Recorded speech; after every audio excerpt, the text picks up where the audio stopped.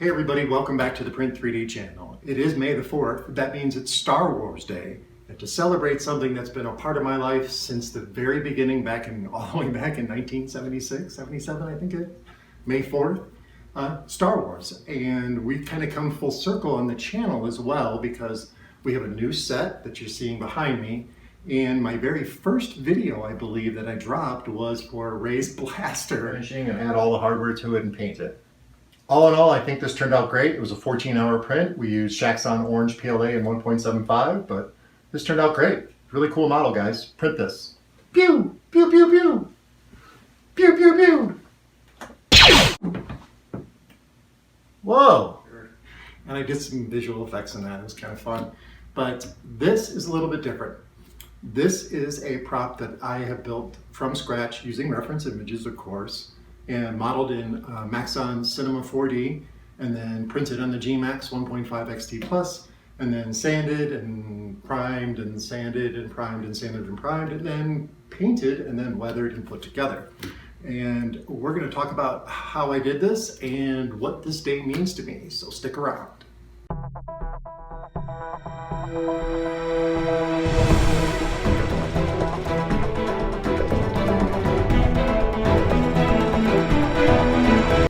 Hey everybody, welcome back, and thank you for joining me here on the Print3D channel. Like I said, this is Star Wars Day. It is May the 4th, and this day has actually been a part of my life since the very beginning. I can remember being taken out of school, believe it or not, by my mom and my dad to go see Star Wars on opening day, and I think we were at the 12 o'clock show on a Friday or a Thursday or whatever it was back then in the 70s. Truth be told, I was 10 years old, so this was like a huge thing for me. And it was Star Wars. It was one of the coolest, newest things. There had been nothing like this movie ever made before. So fast forward here to 2020, and it's May 4th, and now we have something called May the 4th Be With You. And it's basically a worldwide or planetary celebration of all things Star Wars. And people will be showing off all their Star Wars stuff and talking about Star Wars. But recently, the saga has come to an end as we know it for the Skywalker family, and that is with this final movie here. And in that movie, and there was a preview at one of Disney's conventions, they showed this dual lightsaber, like a Darksaber. And the first time I saw that, and I'm actually getting it right now, is I got goosebumps. I was like, that is cool. I want to see more of that. Rolled forward a couple of months after the convention, and we got a full-on new trailer, and we only saw little hints of it. Hit the internet, and sure enough, your favorite collectible company happened to have one that they're putting together. So using reference images from the internet, I went ahead and did my own. I modeled it in Cinema4D, like I said, all the way in the intro, and then we printed it out on the gMax using AMZ's actually lime green filament. It's super bright. And then after that, there was just like a lot of sanding and priming and sanding and priming and painting, and then getting to this point where it's weathered and everything is put together. Now, this was quite a challenge for me, but what's really cool, and I'm going to mention this, I probably should have rolled back a little bit and mentioned it before, is basically the very first video I believe that I put out for the channel was for Rey's blaster. And that was for the introduction of Rey, and that was, I think, 3 or 4 years ago now.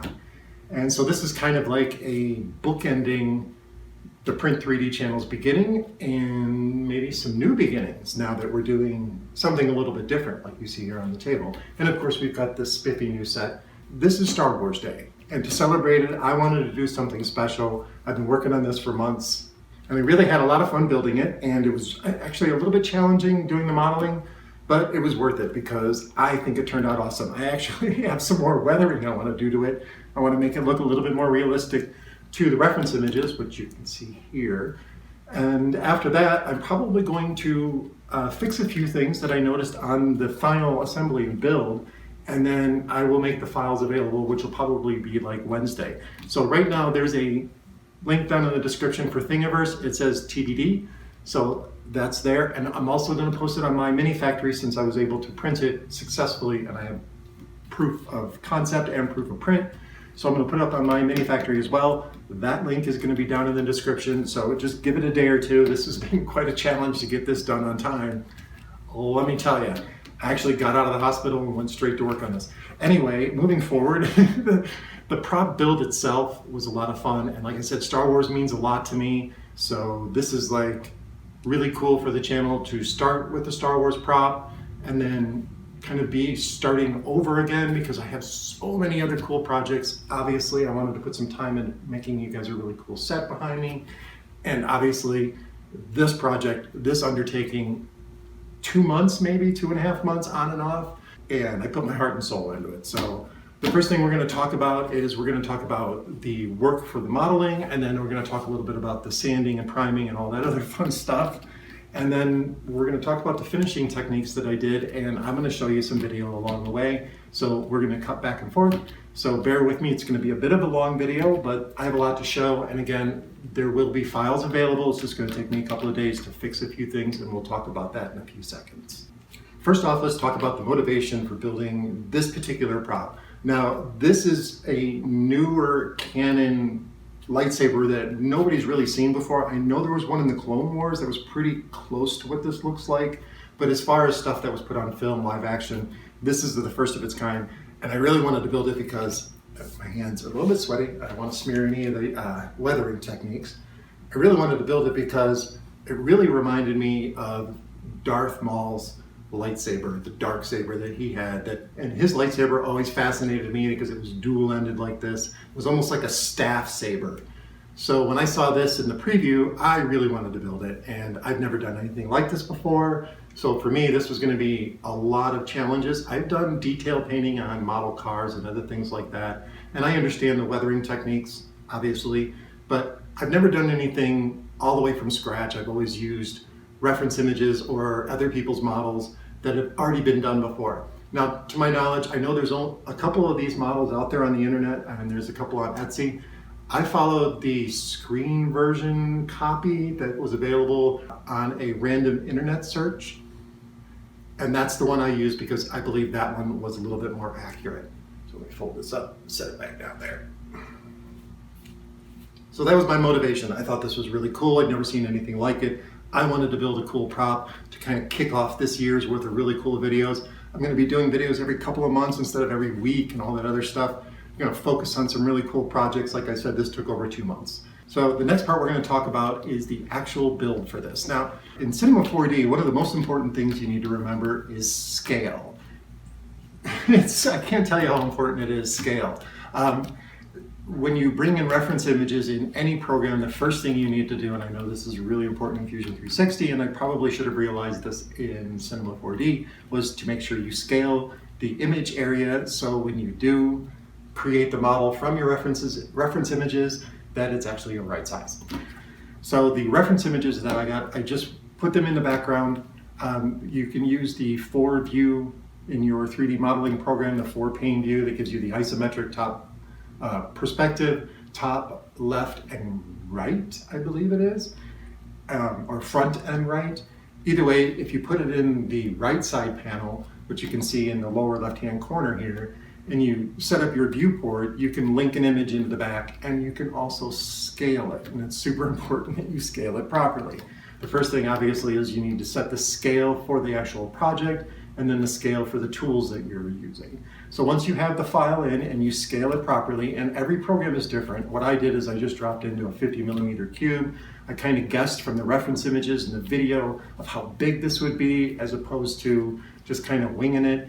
I went onto the Star Wars wiki and looked up general sizes of lightsaber, and that gave me a good reference image or reference size to start with as well. So putting all that together, I had the scale properly of this, and I was able to start over on my 3D modeling. Most of the model that you see, or most of the modeling done here, was done with extrudes on a basic shapes.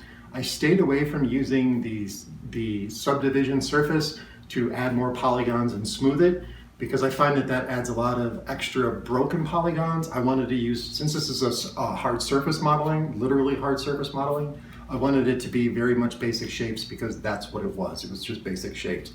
And a lot of the different modeling techniques that I did to create some of the parts that you see on here, those will be in the full build video, which will be out probably near the end of the week. I need to cut it down. It's like 4.5 hours.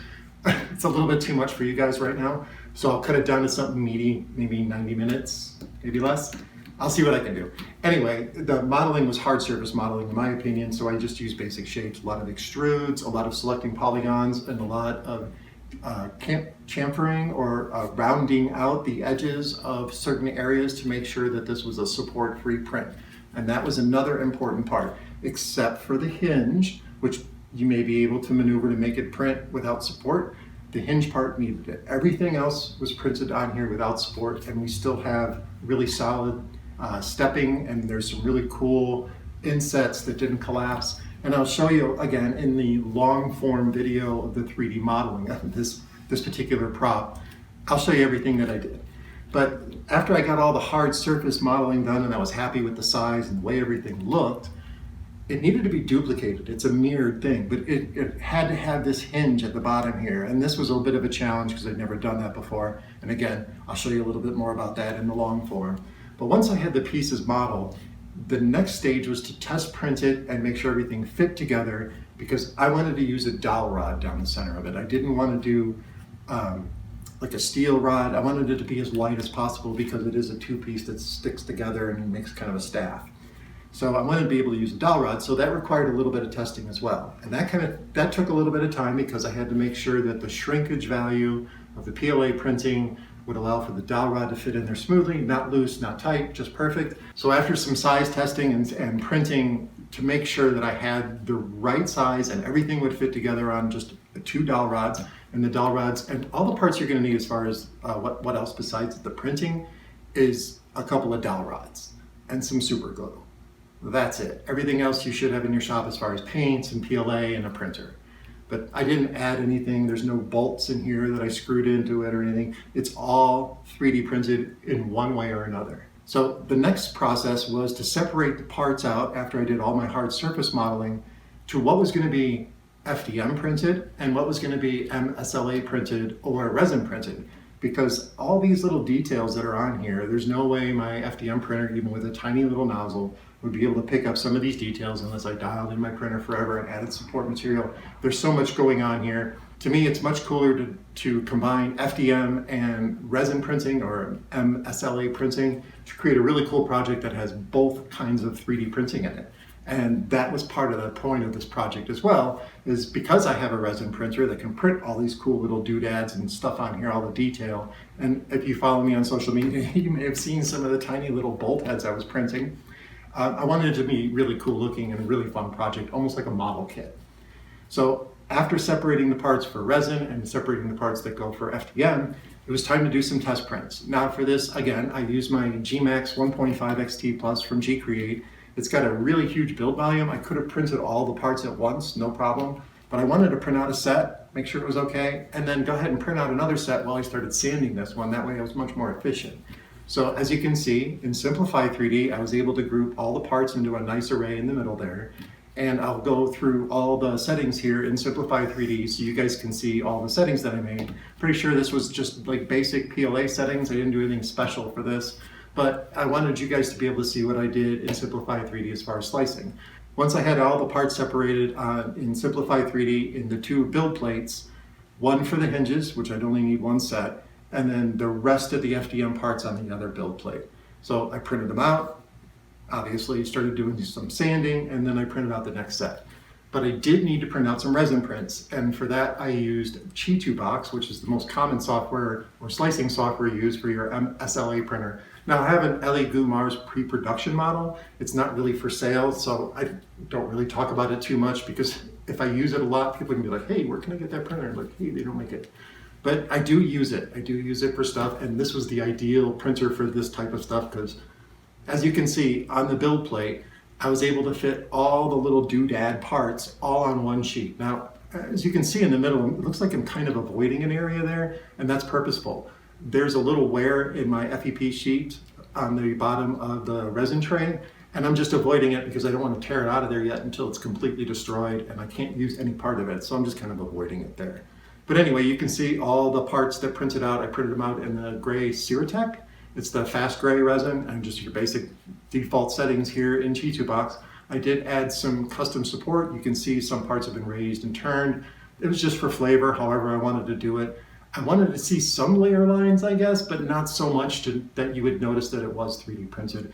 And obviously with a resin print, no matter what, you're probably not going to see them once you put primer and paint on them. But everything that's sliced out in G2 box and then was printed on the Elegoo Mars using the Siraya Tech resin. I had all the AMZ parts printed out.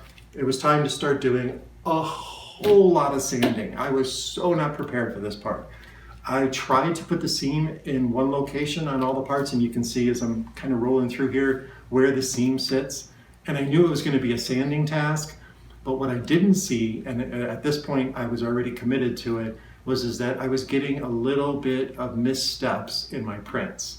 And as we're going along, that misstep or those missteps are going to come in handy. After a final inspection of all the parts, sanding off all those seams, it was time to add some primer. Now, this is where things got a little sketchy, and the only reason why I'm saying that is because all those little missteps and skips, they showed up really big time. I was not expecting to see that. Even the filler primer, and I was heavy-handing it with the filler primer. It was kind of making it worse because it was running in some spots. So I went back, I stopped what I was doing, and I said, you know what, let's sand these down where we are. I'm heavy-handed with the primer, or the filler primer. This should get us to a point. I did some wet sanding, I did a lot of extra sanding. I went back and attacked more of the seams a little bit more to make sure they were perfectly smooth and out of the way. And as you can see, on close inspection, you probably won't find any seams because I spent a lot of time getting rid of those. And then I went back and added another layer of filler primer. This time, not so heavy-handed, a little bit cleaner in my spray booth because there was some dust factor that I saw that was happening there. So I got a final coat of primer down, and I did a little bit more wet sanding, and I went through my cycles of sandpaper, which is the 220 and the 320, I think. But it's the flexible 3M sandpaper, so you can get it wet, you can wrap it around objects, and since we're working with a lot of cylinders, it was perfect for this type of project. So after sanding on that final layer of primer to make sure everything was nice and smooth, it was time to start attacking it with the actual colors of paint. So the basic colors that I used was a matte black, obviously a chrome silver. I had a very nice glossy red enamel, and then there is a clear coat that I'm going to use later on for a matte finish to kind of cover everything, maybe, I'm not sure yet, and also your basic filler primer, and that's it, nothing else.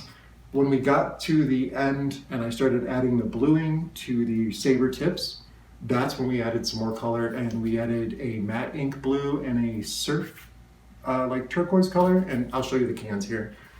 Those added in and did the little temperature aberrations on the metal, like you'd see on an exhaust pipe. And I also added some soot into the inside. Once I got the final coats down of all the different colors that I wanted, the silver and everything else, I had to make sure that I didn't touch it too much, obviously, to get grease on everything.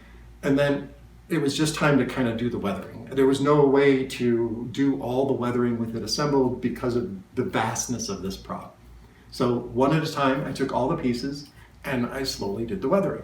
Now, I actually enjoy doing this part of the modeling and this part of the prop building because it's to taste. You really don't have a guide. I mean, you can follow the reference image, which I've shown here quite often, but it's really to taste how you want it to look with the reference image as a general guide. And the weathering was done with just basic acrylic paints, and I just took my time with it. I had some fun with it. I did some new techniques I'd never tried before. I did a lot of dry brushing, and I also did a lot of stippling with clean paper towels to kind of pull off the paint to make it just give it a really good aged, dirty look to it. So once I got a really good coat of weathering down and I was really happy with the way it looked, it was time to start tackling some of the very important parts of it, and that's the easiest way to show you, is to get that discoloration of metal, and I just wanted to wing it with the rattle cans to make it look like it'd been used. And then on the inside, you can see there's the soot from, firing off the lightsaber quite often or using it. Now I could have heavy-handed this and made this a little darker, but again, to taste. This has a lot to do with how I want it to look. So using those reference images as just a guide. So with all the weathering done on all the parts, it was time to finally assemble it. But I had to go through, after doing all that awesome paint work, I had to go through and remove paint where I was going to add super glue, because I found out the hard way that acrylic resin, enamel paint, and the filler primer, and all those other factors, and AMZ's plastic, which is super strong PLA, they don't really react together with super glue. That was kind of a frightening last minute find out. So I had to take my time and I went through and I cleaned up a lot of the parts to make sure that to make sure that this assembled easier. And obviously those will be in the notes for if you want to print this yourself and build it. So once I had all the weathering done and we started doing the assembly, there was a couple of things I noticed right away, and there's a couple of things that you need to pay special attention to during the assembly.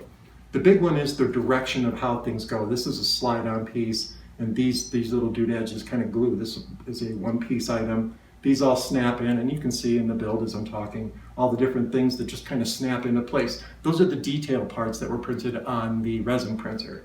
Now, the emitter ends, these actually come out, and I'm gonna wiggle one of these out. These actually come out, so if you wanted to add in lights or something else, you have that portability, you just slide that sucker right back in, and that's just a 1 centimeter dowel rod nub in each one of those, and both of them come out, so they're interchangeable.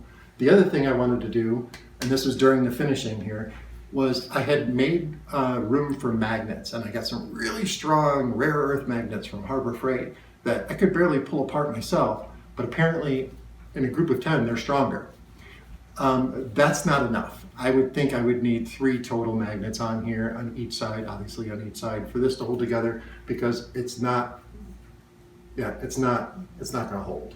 So it's more of a display prop when it's sitting in this configuration, and in this configuration on the stand, it would be fine because the magnet would hold it in place enough for it to sit on the stand. I didn't glue in the hinge because I haven't figured out how I exactly want to put that all together yet, but I made it so it would come apart, and we can do that real quick. So once it was all assembled and I had everything I liked, and I put in the magnets and I found out it wasn't strong enough, I knew that I would have to make some changes, which will be in the changed files down, again, once these are posted at My Mini Factory and Thingiverse. Those will be posted that are corrected. That'll have 3 magnets, so you can put in your high power magnets on there. That was one fix. I think that was the only thing I wanted to change. That was it. There is a way to attach this using super glue. You can drop the pin in all the way through, put just a little glue, gel glue, along the edge here, and just move the pin up and down and get it to glue on one end, flip it over, do the other. Just don't let the glue seep all the way through into the center part of the hinge, or it'll just solidify it in whatever shape you have it in, unless that's what you want to do with it.